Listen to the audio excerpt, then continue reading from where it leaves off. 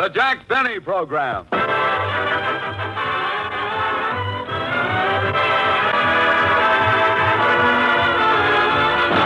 Jack Benny with Mary Livingston, Phil Harris, Rochester, and yours truly, Don Wilson.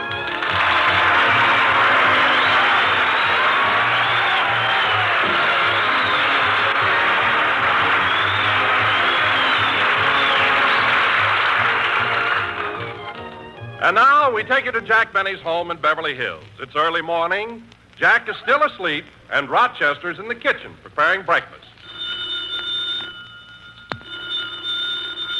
Hello, Mr. Benny's residence.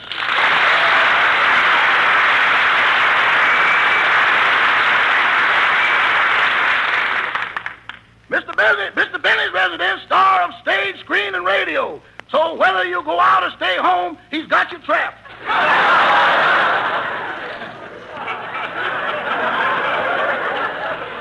Who? Oh, hello, Sam. I'm glad you called. Hurry right over and return that suit I rented you. The boss is back.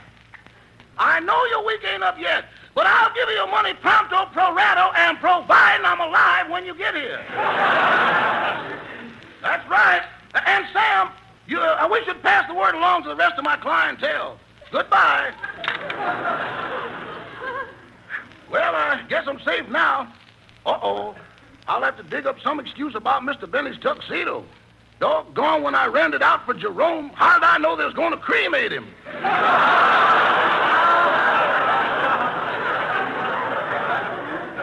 Oh, well, I'd better prepare breakfast before the boss gets up.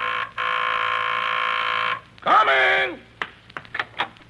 Oh, it's you, Mr. Milkman. Good morning, Rochester.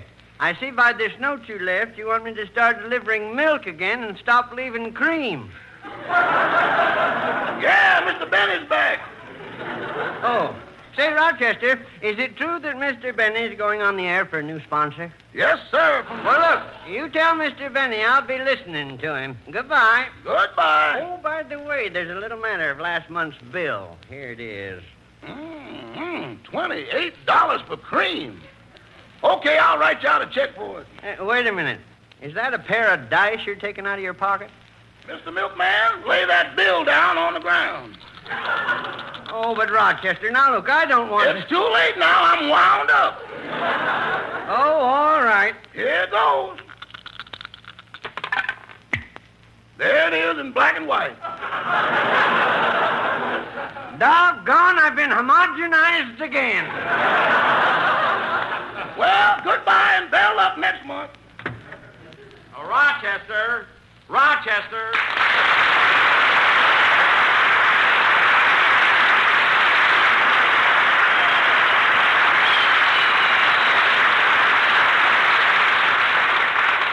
Rochester. Oh, good morning, boss. Sit right down and have your breakfast. Thanks. Gee, it's good to be home. Good to have you home, boss. You'll never know how much I miss you.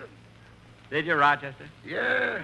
The 3 months you were away, this whole house was so lonesome. I'd go into the living room and see your big easy chair with no one in it, and I'd feel like crying. Gee. The trees outside were in bloom, but they looked barren to me. Oh, Rochester. The birds were singing, but I never could seem to hear them. The sun was shining, but I never saw it. Really, Rochester? Yeah. I never got up till 8 o'clock at night.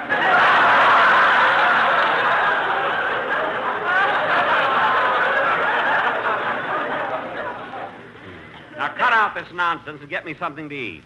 What are we having for breakfast? Huh? I said, what are we having for breakfast? If this was last season, I could mention it.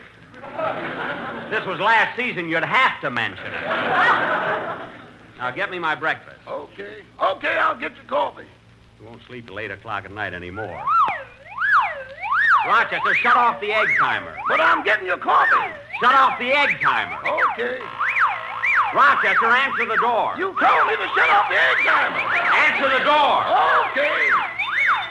Rochester, answer the phone. You told me to answer the door. Answer the phone. Boss, I can't be in all those places at once. I ain't General Patton.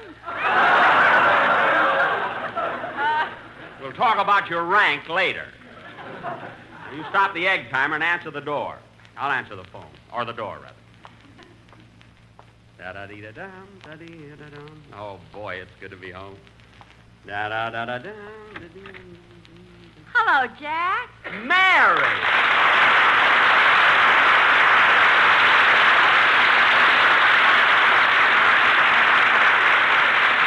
Gee, it's good to see you. Gosh, Jack, you look wonderful. I got to give you a great big kiss.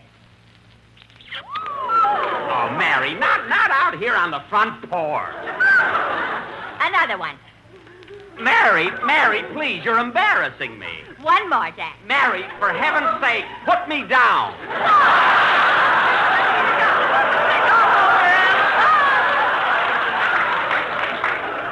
Please.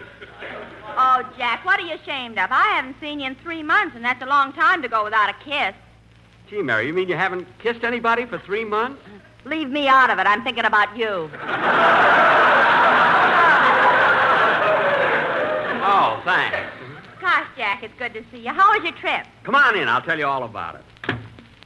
Mary, believe me, it was wonderful doing shows for the boys overseas. What a great job those kids are doing. And you know what? If I were 20 years younger, I'd be right out there with them. You said that during the last war. Well, I meant it then, too. I mean, Mary, stop mixing me up. I was in the last war. Remember, I was in the Navy? Oh, Miss Livingston, hello. How are Hello, you? Rochester. Mr. Bentley, that telephone call was from your sponsor. My sponsor? You act like you're surprised you got one. Well, I'm surprised he called. I wonder what it's about. Maybe he wants to... No, he wouldn't be giving me a bonus so soon.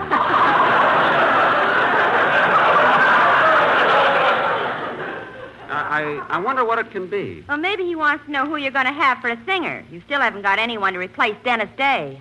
That's right, Mary. You know, confidentially, I've been considering Bing Crosby for my singer. You know, he's starting to get popular now. Well, Jack, I don't want to disillusion you, but you're not going to get Crosby for $35 a week. I wasn't thinking of $35. You ain't gonna get him for what you're thinking either.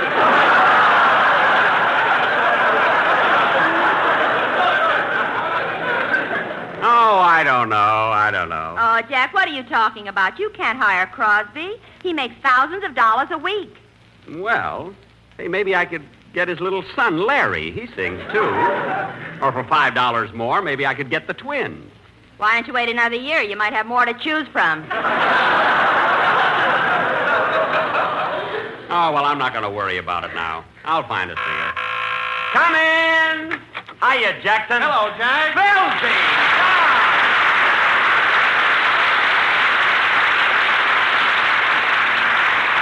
Hiya, Mary. Hello, boys. Oh, Jack, that trip did you a lot of good. You look wonderful. I feel good, Don. I really do. Although I lost about 10 pounds. Well, I lost some weight, too, but on me it isn't noticeable. Really, Don? How much did you lose? 84 pounds. Don, you didn't lose it. You just misplaced it. You know, Jackson, it's like old times having you back. I thought about you every day. Oh, sure, Phil. I bet you didn't even know I was gone. I did, too. You left on the day of Flat Top's funeral. You were gone all through Gravel Gertie, and you got back the day after the Brow paid his debt to society.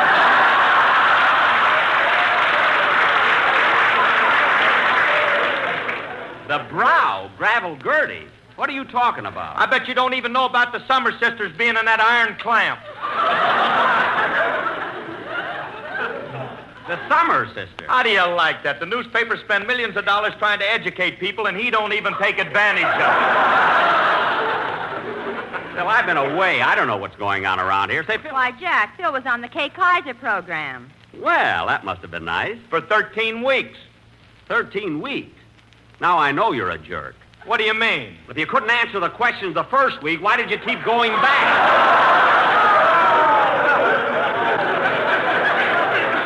I mean, that I can't understand. Look, Jackson, you got it all wrong. They hired me to ask the questions. I was the professor. Professor? Yes, professor. P-U-R-F-E-Z. I know how to spell it. O-R.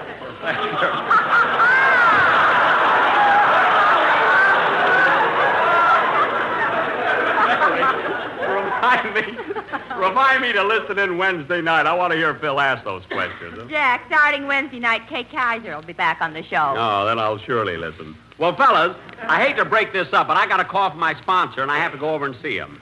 Oh, say, kids, before I go, I want to give you the souvenirs I brought you from the South Pacific. Boss, you want a hammer to open that big crate?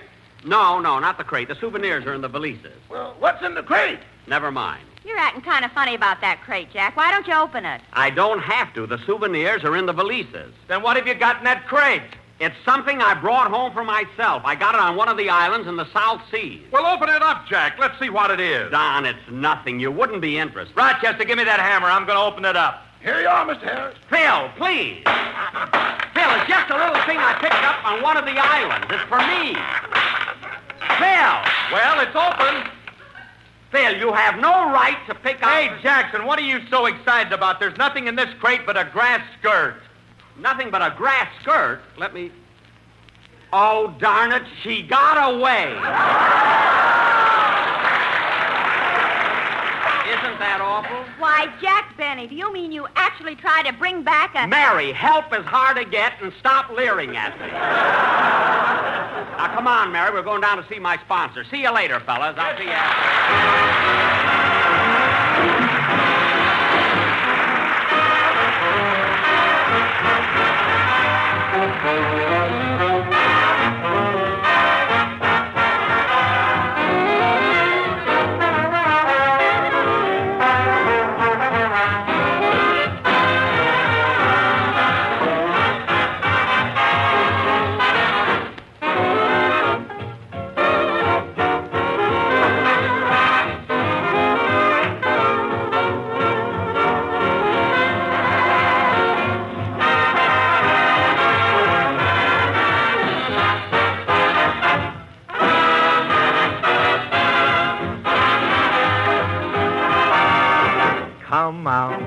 Come out wherever you are.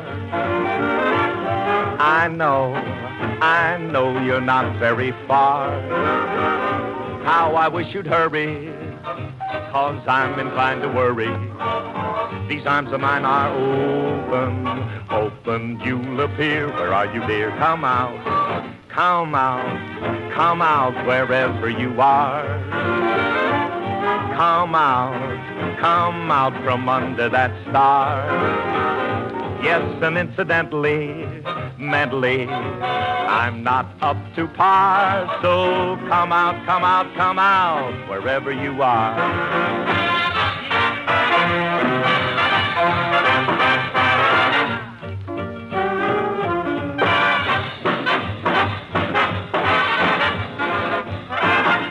Yes, and incidentally, mentally, I'm not up to par. So come out, wherever you are.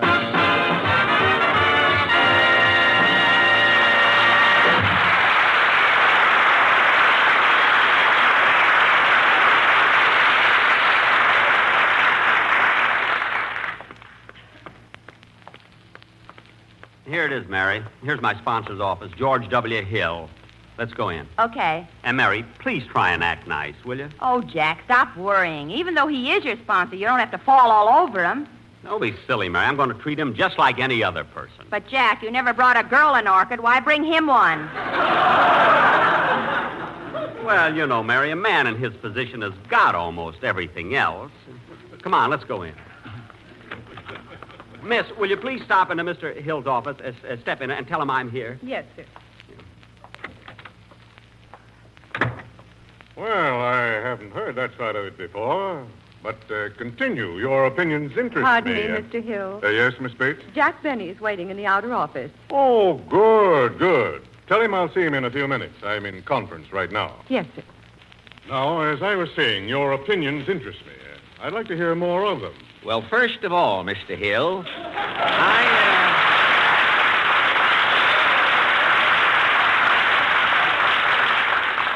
I don't want you to think that I have anything against Benny personally. Oh, of course not, Mr. Allen.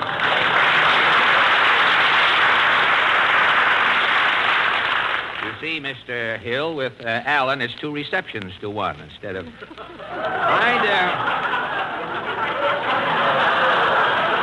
I'd be the last one to try and get his job. I've always semi-admired Mr. Benny. Well, after all, Fred, how could anyone dislike a man like Jack? A man who last year was affectionately nicknamed after General Patton. Old Blood and Guts Benny. Oh. In that order.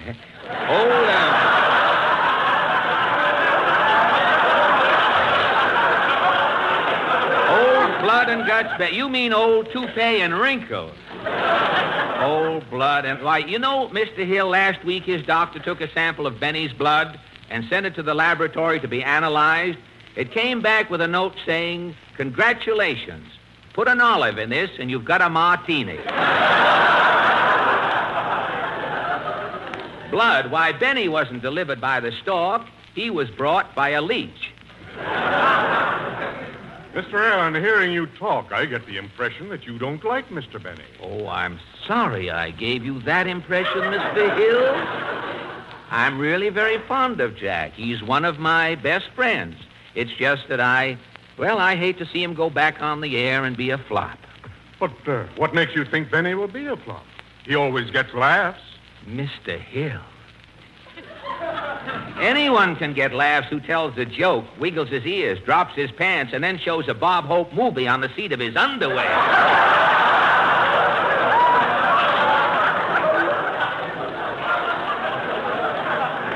And with Benny's red flannels, it looks like it's in Technicolor yet.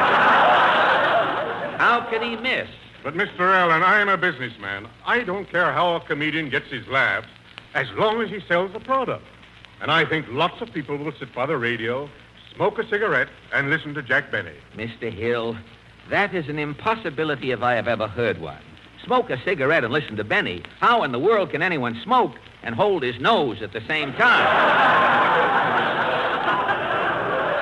It can't be done.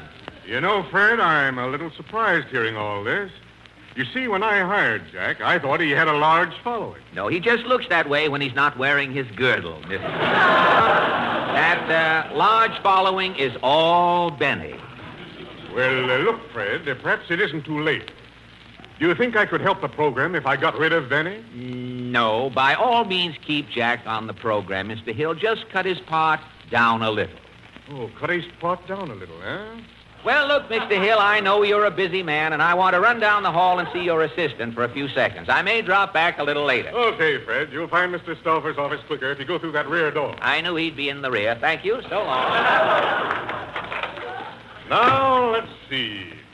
Oh, yes. Yes, Mr. Hill. You may send Mr. Benny in now. Well, hello, Mr. Hill. Sure glad to see you. Here, have a cigarette. I'm already smoking one. Oh, well, I'll have another. Mr. Hill, you know Mary. Mary, you know Mr. Hill. Now, I don't mind telling you, Mr. Hill, Hello, that Mr. you're one Hill. of the swell... now, I don't mind telling you, Mr. Hill... that Hello, you're one of- Mary. Now, I don't mind telling you, Mr. Hill, that you're one of the swellest guys I've ever met. Not because you're my new sponsor, but because you're one of the finest fellas in the world. One of the squarest, grandest guys. Oh, Jack, stop pinching his cheek. Oh, nervous. Well, Mr. Hill, here we are. Yes, sir, ready to get off to a great start on our new radio series. Well, Jack, that's what I wanted to talk to you about. Yes, sir. Talk? To me? Is there wrong anything? I mean, anything wrong? Is there? Uh-huh. No, Jack, nothing wrong. Just a routine talk. Sit down. Yes, sir. That's my chair. Oh, I'm sorry. I didn't know it was your chair. Well, you should know. You're sitting on him. Oh, yes. Silly me not to notice you, Mr. Hill. I'll sit here. Now you're sitting on me. I guess I am a little excited, Mary. I'll sit here. All right, if you think you'll be comfortable on that ashtray. Pardon me, Mr. Trey. I mean, I'll just get up. Is this your lighted cigarette, Mr. Hill? Sorry, I didn't see it, Mr. Mr. Hill. Now, Jack, I wanted to talk to you about some things. Yes, sir. Yes, sir. Yeah. Oh, by the way, Guess who was sitting in this office just a few minutes ago? Well, I haven't the slightest idea, Mr. Hill. Who was it? Fred Allen. Fred Allen. What was he doing here? What did he want? What did he say? Well, Jack, for one thing, he said... That's a lie!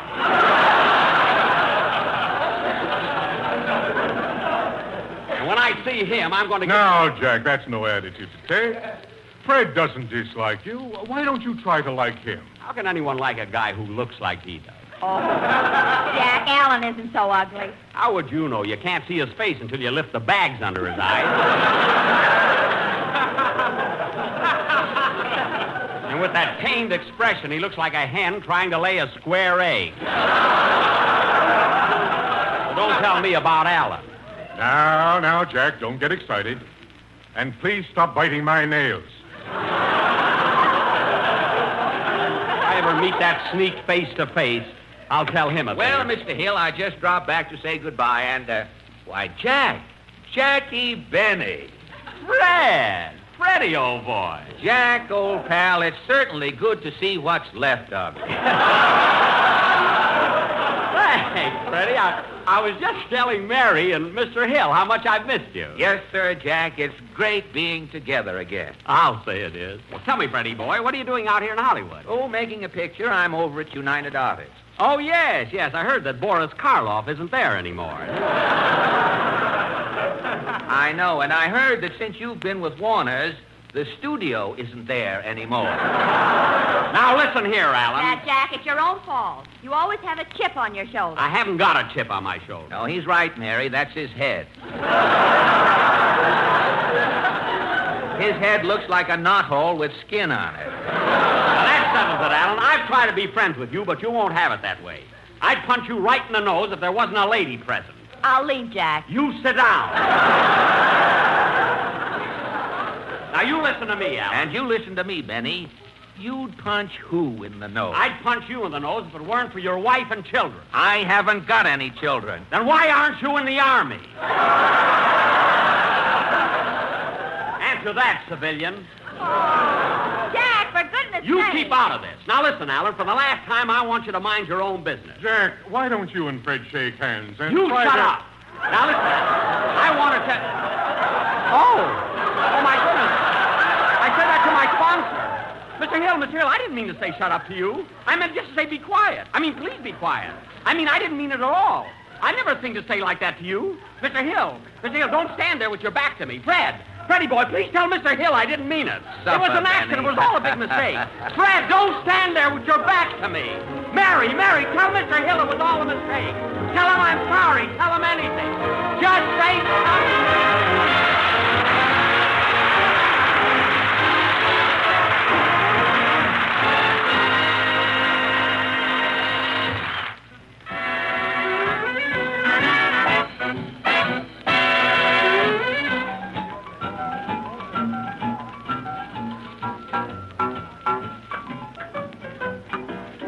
This is the G.I. Jive, man alive. It starts with the bugler blowing reveille over your bed when you arrive. Jack, that's the G.I. Jive. Rootily toot, jump in your suit, make a salute. Boo! Then you wash and dress, more or less. You go get your breakfast in a beautiful little cafe they call the Mess. Jack, when you convalesce, out of your seat, into the street, make with the feet. Reet. Now, if you're a PFC, your duty is to salute L-I-E-U-T. But if you brush the L-I-E-U-T, the MP makes you KP on the QT. This is the G.I. Jive, man alive. They give you a private tank that features a little device called Fluid Drive. Jack, if you still survive, chunk all your junk back in your trunk, fall on your bunk, clunk.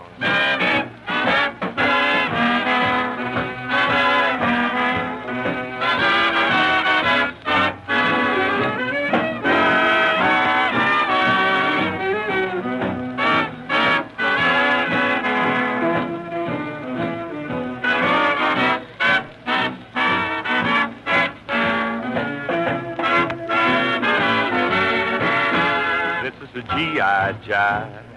Man alive, they give you a private tank that features a little device called fluid drive. Jack, after you revive, chunk all your junk back in your trunk, fall on your bunk, clunk. Soon you're counting Jeeps, but before you count to 5, you'll be right back digging that G.I. jive.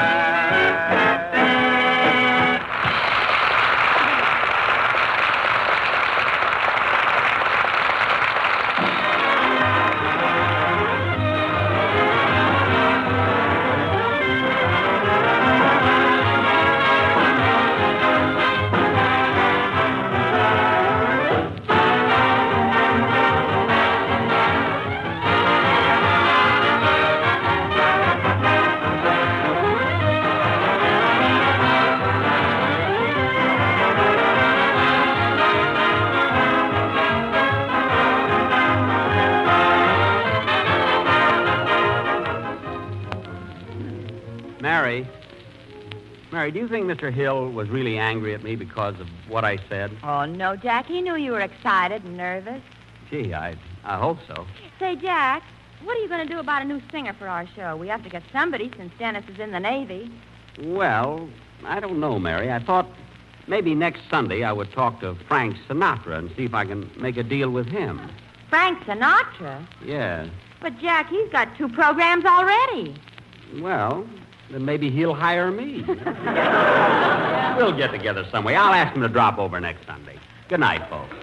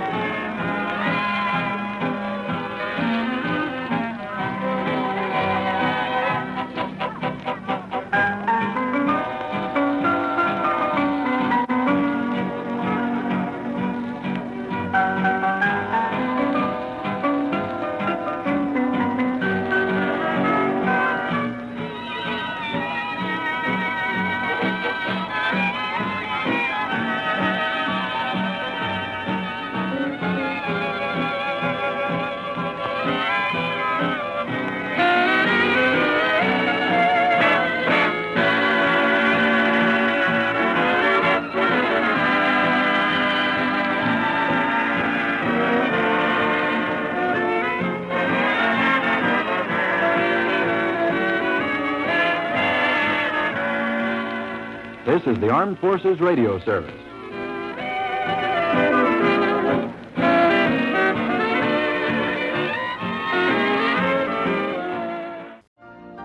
You've been listening to the OTR Gold Network.